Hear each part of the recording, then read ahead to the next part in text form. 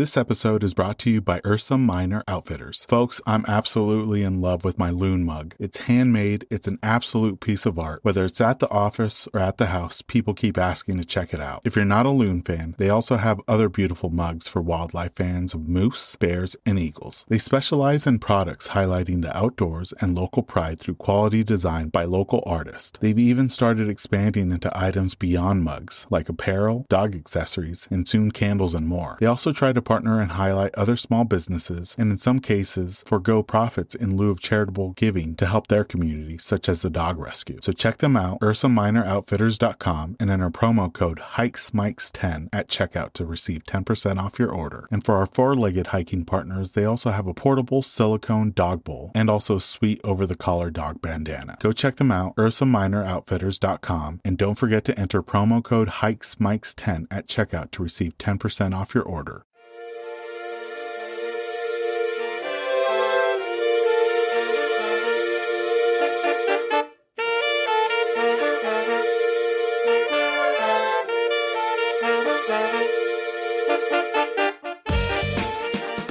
Welcome everyone to the latest episode of the Hikes and Mikes podcast. I'm your host Ivan, and I'm excited to share this new episode with you. Each week I'll be hitting the trails asking guest questions about hiking while hiking. I'll be packing my portable recording studio up and setting up near the summit of a mountain or next to one of the many waterfalls I'm chasing. I've recently returned to the Pacific Northwest after nearly 10 years away, and I'm reacquainting myself with some of my old favorite hikes and discovering some new ones along the way. Like many of you, hiking holds a special place in my heart. For the podcast, I only engage with those that engage with me first. I also don't set up the recording equipment on the trail itself or at one of the main viewpoints. For those that are curious as to why there's a table, chairs, and a microphone set up near the trail, I tell them about the podcast, and if they seem interested, then I ask them if they'd like to be a guest. Guests are asked 10 open-ended questions about hiking, and we finish it off with a speed round of this or that questions, also related to hiking. Today's episode is part 2 of the Goat Peal Trail episode with our guest John. If you haven't listened to part 1, be sure to check it out. We're halfway through the open-ended questions, and we're about to learn what is John's MVP of hiking gear. Without further ado, let's jump into the conclusion of the Goat Peal Trail episode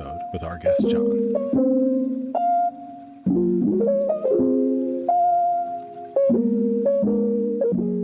So kind of going back, it seems like you're very detailed orientated when it comes to what you pack. What would you consider to be the MVP of your hiking gear? And then on the flip side, what's your most underrated piece of hiking gear? Okay, so on a mountaineering spectrum, you take quite a bit of things, so you have to be able to carry quite a bit. You try to pack only the essentials. So it's basically you got your crampons, which is those spikes that you attach to your boots. You got snowshoes if needed. Then you got your ice axe, or what people like to call ice pick. But those, I think, are the biggest lifesavers that could keep you from falling off the mountain. That and a harness and rope. But I think the biggest thing for me, and this sounds like the most basic thing, but no, this is true. This is absolutely true. My biggest thing that I pack, socks and comfortable shoes. And I'm telling you, it makes the difference. It really does. And that transfers over to hiking, not just mountaineering. You know, if your feet are wet and they're sliding around in your shoes, you're going to get pancake blisters at the end of your trail. And so you're constantly changing your socks because your feet are what's going to carry you from point A to point B and back. And if you're not taking care of your feet, they're pretty much going to tell you, you know,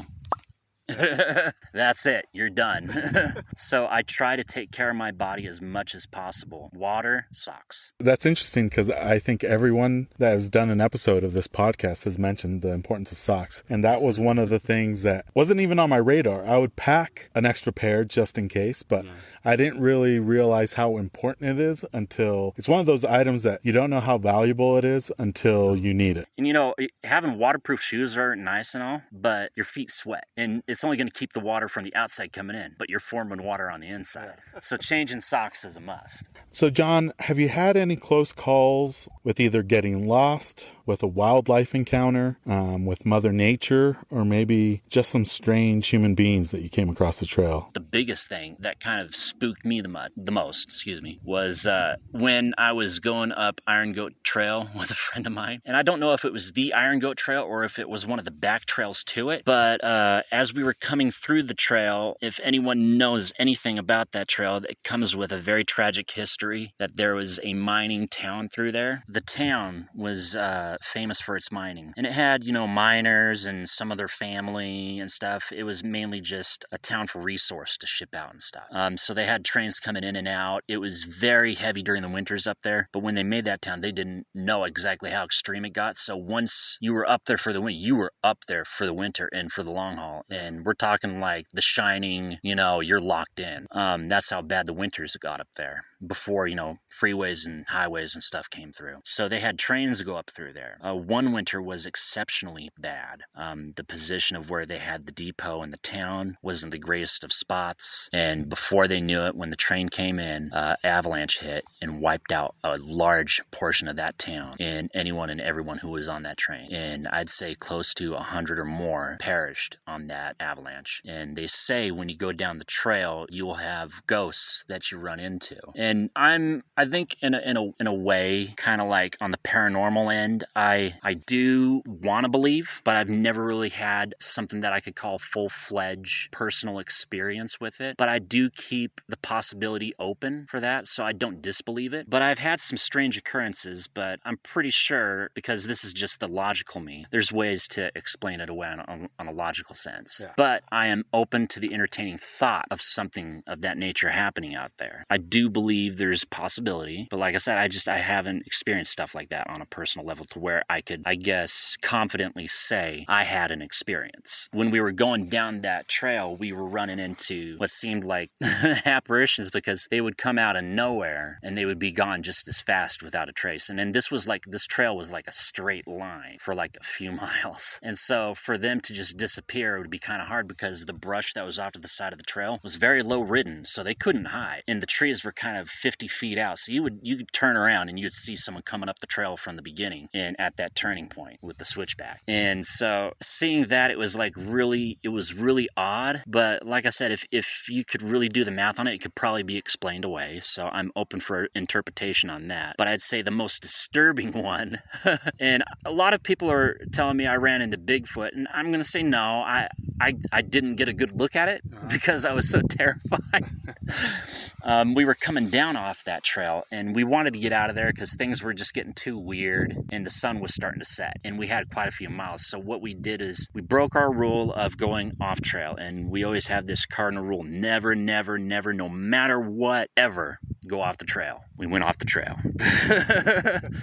And so we started coming down this really steep embankment off the trail, and it kind of zigzagged down on this tight little zigzag line. It took us about 45 minutes to get down, and the further we got down, the denser the forest got and the darker it got. And as soon as we got down to the bottom, it was pitch black. We had to turn on headlamps, and this is just at dusk, right, as the sun's setting. So we could still see the light above, going up the side of the mountain, but right where we were, it was pitch black. So we turned on our lights. We heard a little creek stream going through there. I'm like, okay, this could be pretty easy getting out, because I saw the light, per se, at the end of the tunnel. So we're walking, and then I'm hearing some noise rustling around. I think it's my friend in front of me messing with me. So he stops. He goes, "Shh, did you hear that?" And I go, "No, what?" He goes, "I thought I heard something growling." And I go, "Man, you're just messing with me. Come on, let's get out of here." He goes, "No, I'm serious." So I stood there for a moment and just listened. We heard this big growl, and I mean, it was a deep bass tone growl. And it wasn't like a growl, like an angry growl, like it was about to pounce. It was a growl like it was trying to adjust itself, like it was resting. And it sounded like a giant of some sort of an animal. All I knew is the bass tone and the grunt that it made. It sounded like this sucker was huge. So he told me, he goes, "That was pretty big." And I go, "It sounded big to me." And we kind of walked and a little bit, tiptoed, and then it must have heard us because it growled really loud. We both literally stopped in our tracks, and I was scared at that point. I was like, oh my God, I'm going to be one of those people you read about online that died from getting attacked by a wild animal on the damn trail. And so I'm standing there as my life is literally flashing before my eyes, and I'm trying to reason with myself and justify everything I've done in my life. Before I say my final goodbyes. And my friend goes, "I think we could run for it." And I'm like, "Dude, it's like a mile." And he goes, "No, I think we could do it." And I'm like, "Oh God, you gotta be kidding me." And so The thing you got to know about, though, is I'm pretty fresh at this point to the whole hiking thing, revisiting it. So, but you remember from Police Academy where you had that guy that was overkill? Oh. So he brought everything to the fight, like literally the whole army arsenal. Yeah. That was me. So I bring all this stuff and I'm clanking through on this trail and he goes, shh, you could hear it in the distance. And I'm like, oh man. So you hear it like snapping twigs and branches and then it's growling a little more and I'm like, oh crap. At this point, I'm like, it's over. And at that point, I slip and fall on a wet rock and everything in my pack goes chunk, chunk, chunk. And I'm thinking, well, I just gave my position away. And he goes, dang it. He goes, you need to be quiet. I go, I'm trying. I'm sorry. He goes, I don't know how far it is, but it sounds like it's about maybe 60 feet out. And I go, what do you think it is? And I go, I don't know. He goes, do you think it's a bear? I go, at this point, I'm going to have to point at bear because it sounds pretty big. And that's the only big thing that could be in these forests that I know of at a logical level. I'm like, man, bears, they have a really long striking distance. And I mean, when they move quick at a striking distance. My friend goes, here's what we're going to do. I go, okay, what? He goes, on the count of 3, we're going to make a run for that light over there on the tree line. And he goes, okay, you ready? I gather myself. I collect myself. He goes, okay, on the count of 3. 1, 2, and he takes off running. What? What is this? And I take off booking it, and you hear my pack clank, clank, clank, clank, clank in the back, and I hear this huge creature busting through all this vegetation on the ground, and I could hear it snapping twigs and growling, and I'm like, oh my gosh, it's going to eat me alive. And I start running, and I mean, I'm booking it, and I'm crying. And finally, we get to the parking lot. I'm seeing him getting in the car. I say, roll the window down. I throw my pack in the trunk. I jump in the passenger seat, and I say, get out of here now. Let's go. I am done with this. I want to go home. And that was the last time we went up there. I said, man, if you ever bring me to this back trail again, I will leave you here. That is wild. And you never got a good look at what it was, huh? Dude, it was so pitch black.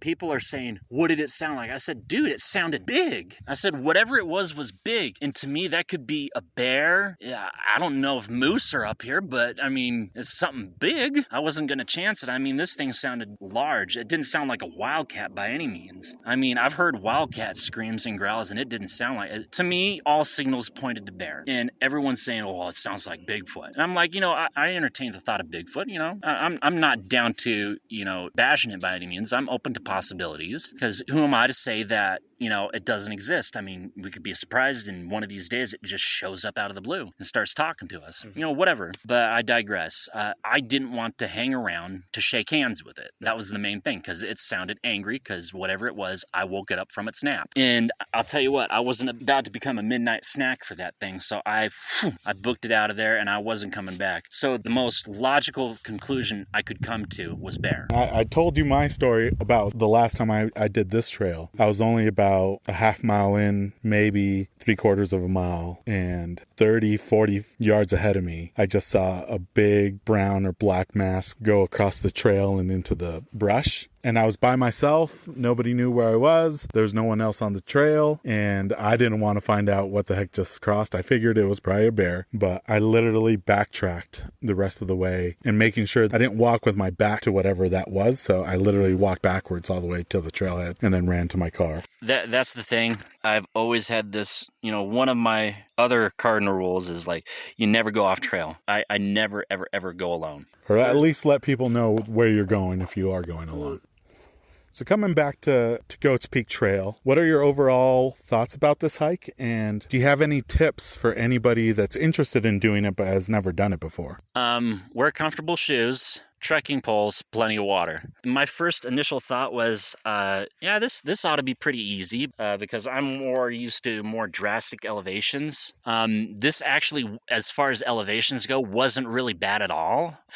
As we're talking inclines, right off the bat, I'm not going to try to over-exaggerate it, but it was pretty steep incline coming up. And you were telling me that all the reviews were saying a very gradual incline. This sucker was right off the bat. It was almost like a wall. Be prepared. You're going to do a lot of steep climbing, but there are plateaus of comfortability that you could coast through the trail intermittently. So that's a good thing about it. Overall, it's not a bad trail. It's actually really cool. I love this trail. I don't think I've ever really been on this one the more I think about it, but you get some really awesome views of the elusive Mount Rainier. Beautiful views, not just of Rainier, but we got Fife's Peak, American Ridge Valley. It's very gorgeous and hardly any clouds up here. Now, John, we're a little over halfway through the year. What are your top 3 hiking goals for the rest of the year?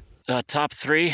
My goal is to better work on my endurance. Like I said, the older I got, I ended up getting health problems, especially with my heart. I got atrial fibrillation, which makes it hard to multitask and talk on a physical level. But it also pushes my physical limitations to be able to hike and climb. But I'm finding new ways to adapt because I always have. But I have this mentality where I do not give up because giving up is not an option. I find a way to make it work and keep going. But I'd say my overall goal for this year would probably be to get to the top of Adams, if I can make that possible this year, if the permits are able to get purchased in time.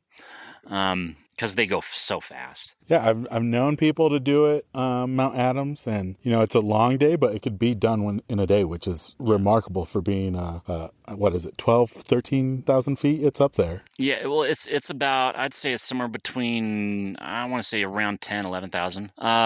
Don't quote me on that. I've never really looked it up. It feels like it's a long haul. Yeah.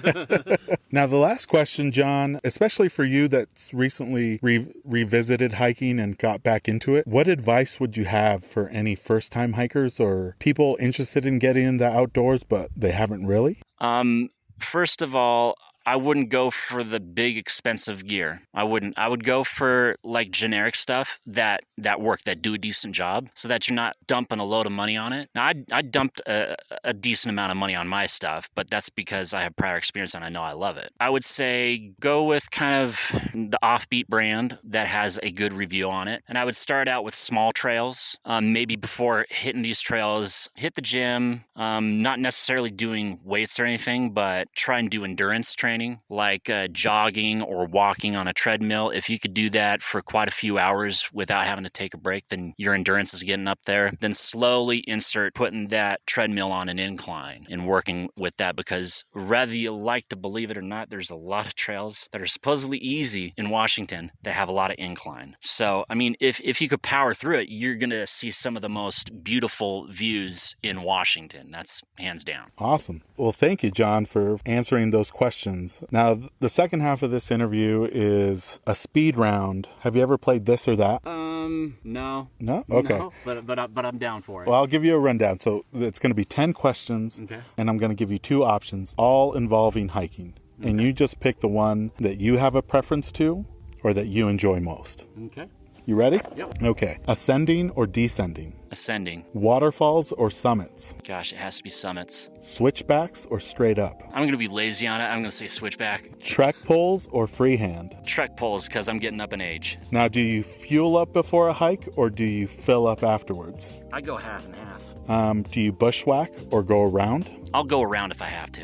Jump in or stay dry? Man, go for broke. Jump in. Sunsets or sunrises? You see, that's not fair because I like them both. If I had to choose, sunrise. Spring flowers or fall colors? Flowers, man. I'm a flower person. And then do you tag on social media or do you not tag on social media? See, I go 50%. A lot of the times I like to make it a surprise, and I do it like way after, like a month down the road. I'll start posting it and stuff. And people are like, when did you go? Like 3 months back. Why didn't you let me know? I didn't know if you wanted to go or not. Well, thank you again, John, for being on an episode of the Hikes and Mikes podcast here from beautiful Goats Peak Trail off Highway 410. Beautiful views of Rainier and Fife. And see you on the next one. That was the conclusion of the Goat Peak Trail episode with John. To learn more about the 1910 Wellington avalanche disaster, check out our show notes. While no large wildlife were seen during this hike, on the descent we did hear what sounded like a wolf howling no more than a ridge over. While there's no documented wolf pack in the area, numerous reports have been called in of single wolf sightings near Goose Prairie, Washington. Always be sure to hike with others, and if you can't, let someone know where you are hiking and when to expect you back. Thank you for tuning in to this week's episode of the Hikes and Mikes podcast. We'll be putting out new episodes every week throughout the summer and fall. Please be sure to like and subscribe to not miss out on those. If you'd like to see pictures and videos from each of our hikes, please be sure to follow us on Instagram, Hikes and Mikes, all one word. Catch you on the next one. This episode's music was created by Ketsa. Follow him on Instagram, @Ketsa Music.